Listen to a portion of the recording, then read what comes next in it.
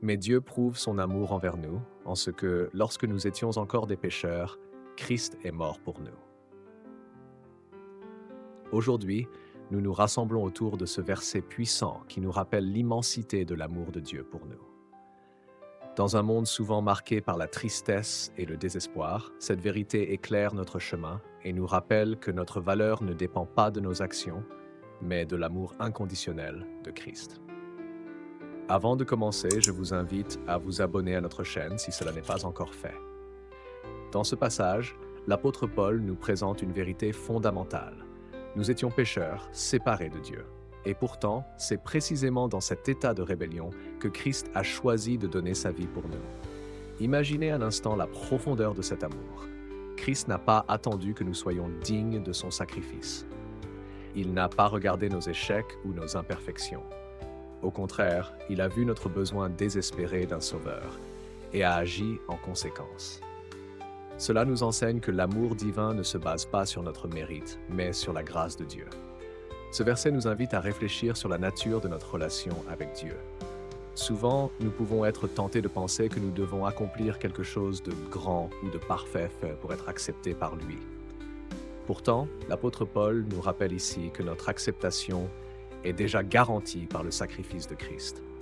Il n'y a rien que nous puissions faire pour gagner cet amour. Il est là, offert librement, même lorsque nous étions perdus et éloignés de lui. Christ, en mourant pour nous, a brisé les chaînes du péché qui nous retenaient. Il a ouvert la voie à la réconciliation avec le Père. Cela signifie que peu importe le poids de nos erreurs passées, nous pouvons toujours revenir à lui avec confiance. Sa mort sur la croix était un acte de réparation, une prise de possession de notre vie, une déclaration que nous ne sommes jamais trop loin pour être rachetés. L'importance de ce verset ne réside pas seulement dans la promesse de l'amour de Dieu, mais aussi dans la transformation que cet amour opère en nous. Lorsque nous réalisons l'ampleur de ce sacrifice, cela nous pousse à répondre par la foi et l'obéissance. Nous ne sommes pas appelés à vivre dans la culpabilité ou la honte, mais à marcher dans la liberté que Christ nous a offerte.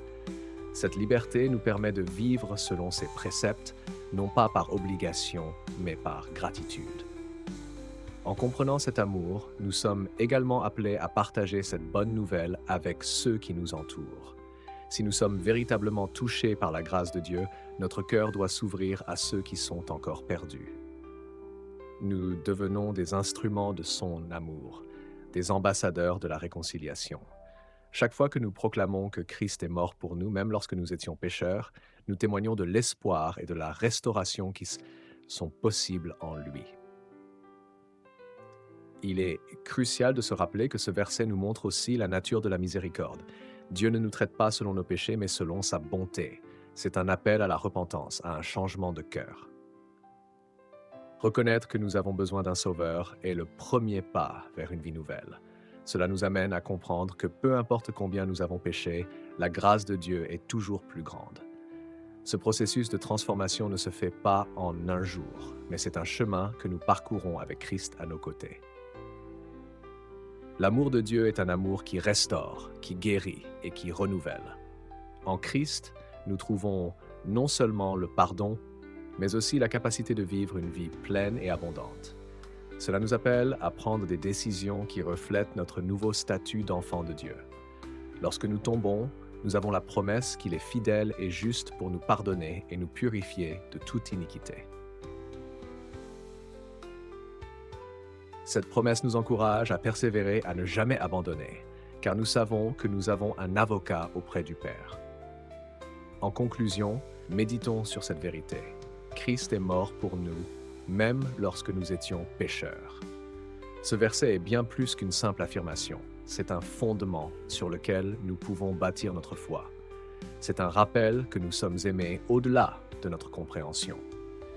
Que cela nous pousse à vivre de manière à honorer ce sacrifice, à aimer les autres comme Christ nous a aimés et à proclamer cette vérité à ceux qui en ont besoin. Alors mes frères et sœurs, je vous invite à dire Amen si vous croyez en cette promesse. Partagez vos pensées, vos expériences et ce que ce verset signifie pour vous dans les commentaires. Que Dieu vous bénisse abondamment.